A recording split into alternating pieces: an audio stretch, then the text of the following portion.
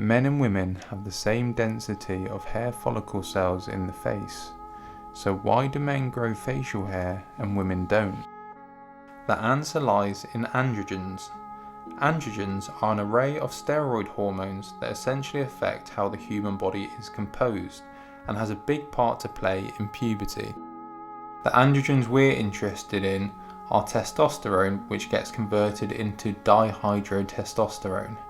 We'll be calling that DHT for obvious reasons. But why are these important? DHT binds to the receptors of the hair follicles and stimulates hair growth and thickness. And as men typically have more DHT in their body than women, they grow more facial hair.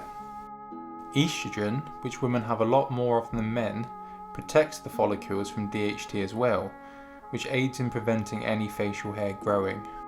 As receptors work the same in men and women, and they have the same amount of receptors, it's the hormones that cause the most differences in hair.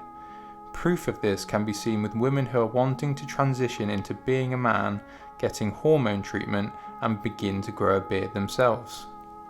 It's not entirely down to hormones though, as people with the exact same androgen levels can grow hair very differently. Some people have hair follicles that are less receptive to DHT, and this is down to genetics. Follicles that are less receptive to DHT grow less or don't grow at all. Another genetic factor that's affected by DHT is male pattern baldness. Too much DHT and the hair on the head can fall out. However, this is only true for some people, meaning it's genetic. The evolutionary theory of why men have beards is not completely clear. However, it's theorized that a beard can be beneficial for a few reasons. The first idea is that it's a sign of dominance to other males. A man with a bigger beard could have been seen as more imposing to other men and therefore had more choices in mates. The second idea is that it showed maturity. This is as a person and also sexual maturity.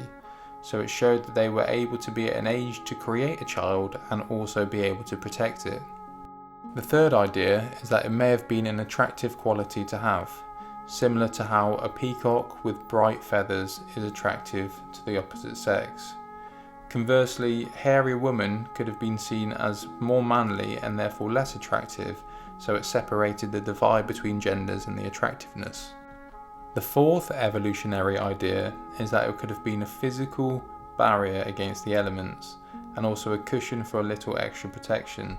So when it's cold, you're protected from the cold, and also if you got hit by something, maybe a stone or someone's fist, then you had a cushion against your jaw. For all these potential benefits, this would have led to the men with the big full beards being given more opportunity to mate, and therefore more likelihood on passing down facial hair growth to later generations. Although there's no clear evolutionary benefit to a beard in modern times, there would have been thousands and thousands of years where a beard would have been a key factor into finding a suitable mate. So when you next see a beard, you now know how and why humans got here.